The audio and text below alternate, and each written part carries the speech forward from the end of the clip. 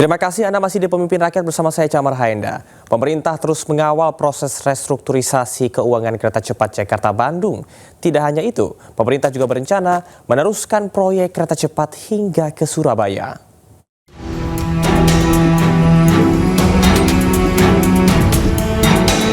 Menteri Koordinator Bidang Infrastruktur dan Pembangunan Kewilayahan, Agus Harimurti Yudhoyono, menyatakan pemerintah berencana meneruskan proyek kereta cepat yang selama ini hanya melayani rute Jakarta-Bandung hingga ke Surabaya.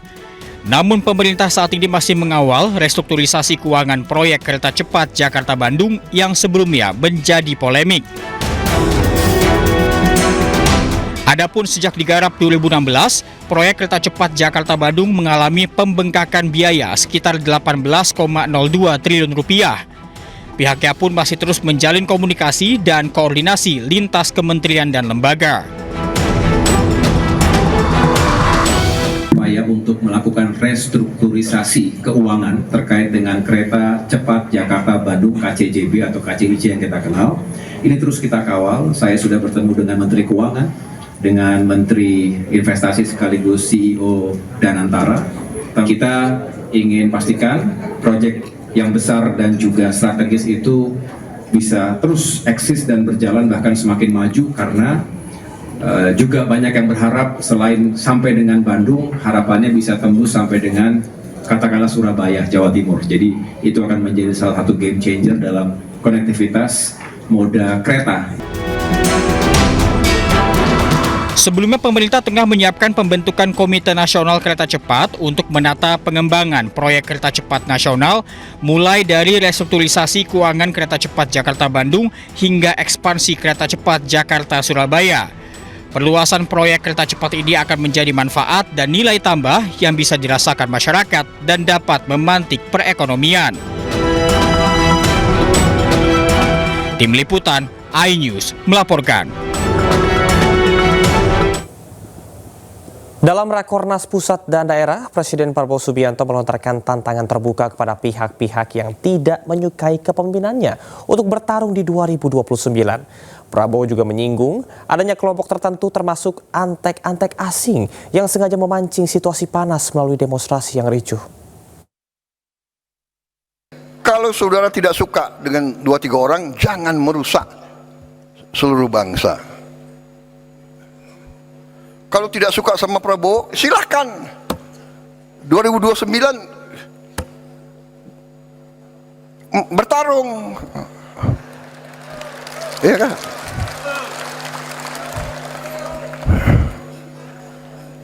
Sedikit-sedikit mau demo boleh, tapi dia tidak berharap demo, dia berharap kerusuhan, dan kerusuhan itu mencelakakan bangsa dan negara.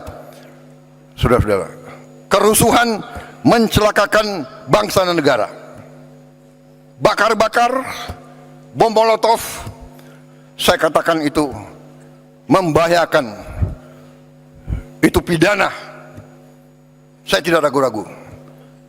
Kalau demo silakan, tapi mau bagaimana mau demo? Kamu 5.000 kali demo, tidak akan ada satu pabrik dibuka. Jadi kelompok ini sadar atau tidak sadar, saya yakin mereka dikendalikan oleh kekuatan asing. Yakin saya. Selain terkait dengan antek asing, dalam pidatonya Presiden Prabowo juga kembali memperingatkan soal kebocoran anggaran di tubuh BUMN.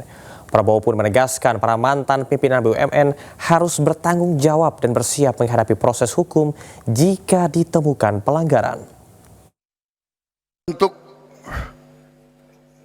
dana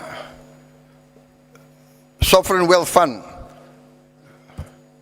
saya telah menghimpun semua kekuatan milik negara dalam satu manajemen, satu pengelolaan yang nilainya adalah 1 triliun US dollar.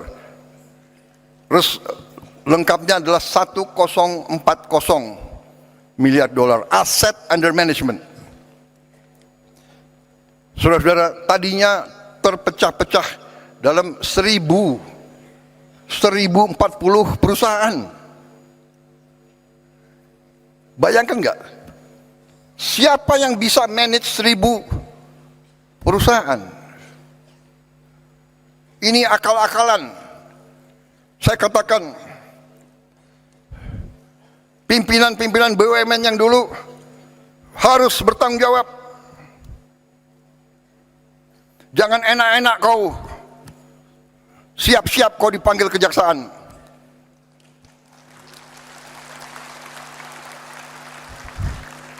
Kan mereka ngejek, Prabowo itu hanya bisa ngomong di podium aja. Oh ya? Ya tunggu aja panggilan. Lu jangan nantang gue lo.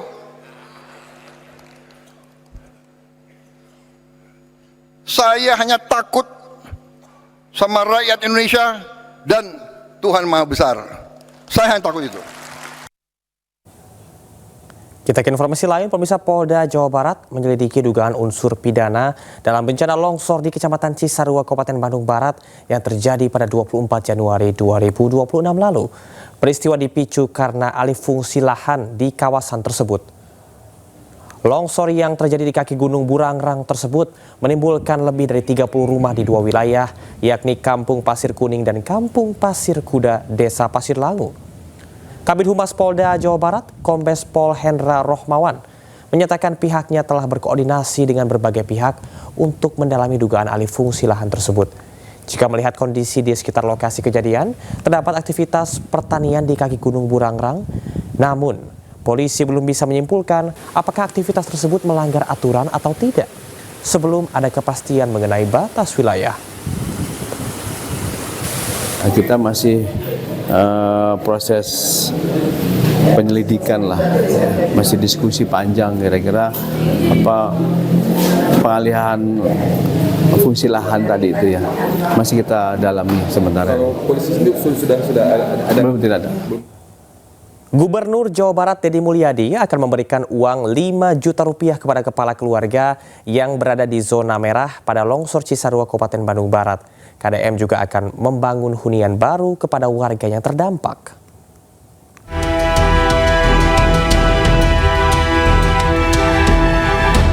Penanganan bencana longsor di Cisarua, Kabupaten Bandung Barat terus menjadi perhatian.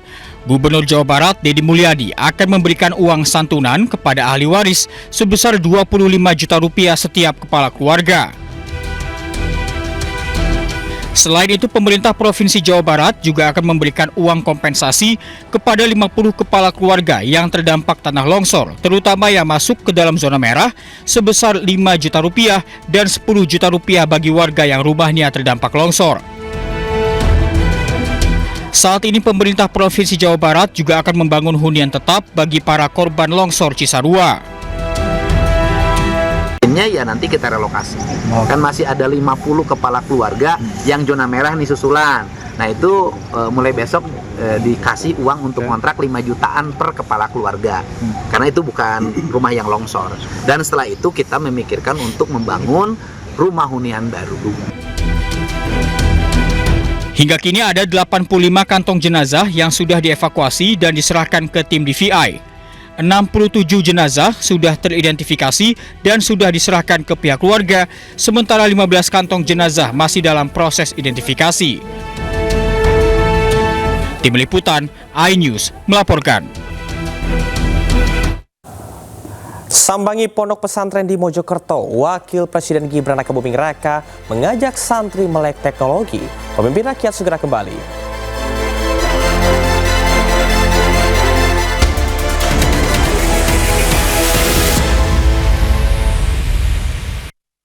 Terima kasih, Anda masih di Pemimpin Rakyat.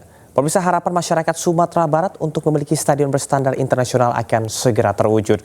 Kementerian Pekerjaan Umum memastikan renovasi total Stadion Gor Haji Agus Salim di Kota Padang akan dimulai pada tahun 2026. Kepastian tersebut disampaikan Menteri Pekerjaan Umum Republik Indonesia, Dodi Hanggodo, saat meninjau kondisi fisik Stadion Haji Agus Salim bersama dengan Wali Kota Padang.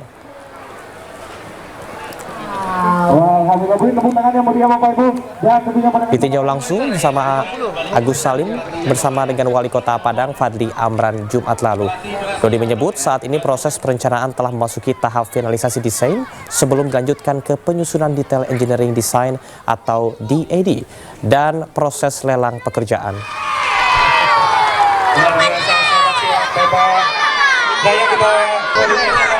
Ini desain sedang difinalkan. Setelah desain final nanti akan dicek oleh Direktorat Jenderal Cipta Karya di Kementerian PU tentang keandalan bangunan gedungnya.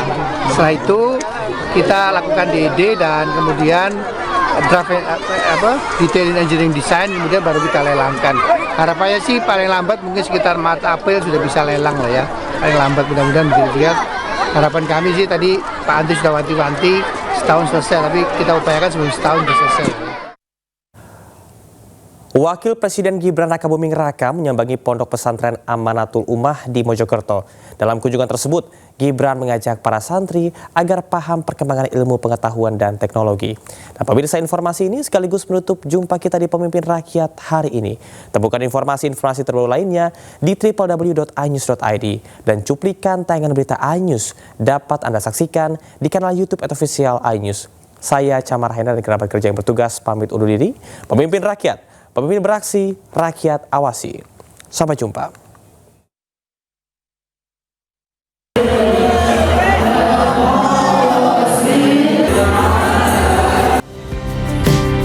Kunjungan Wakil Presiden Gibran Rakabuming Raka ke Pondok Pesantren Amanatul Ummah di Kecamatan Pacet, Mojokerto disambut antusias para santri. Para santri berebut bersalaman dan berfoto bersama Gibran. Dalam kunjungan ini, Gibran mengajak para santri adaptif terhadap perkembangan ilmu pengetahuan dan teknologi. Wapres pun menekankan pentingnya keseimbangan antara penguatan akhlak dan penguasaan ilmu pengetahuan teknologi sebagai bekal generasi muda dalam menghadapi tantangan zaman.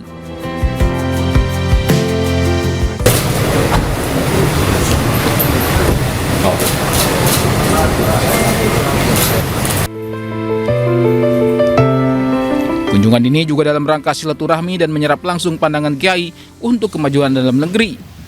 Wapres menegaskan peran ulama sebagai penuntun moral dan mitra strategis pemerintah dalam hadapi dinamika nasional. Wapres juga menyinggung sejumlah musibah dan bencana alam di penghujung 2025 dan awal 2026 sebagai bahan refleksi bersama. Ia memohon dukungan doa dari para kiai agar pemulihan di berbagai daerah bisa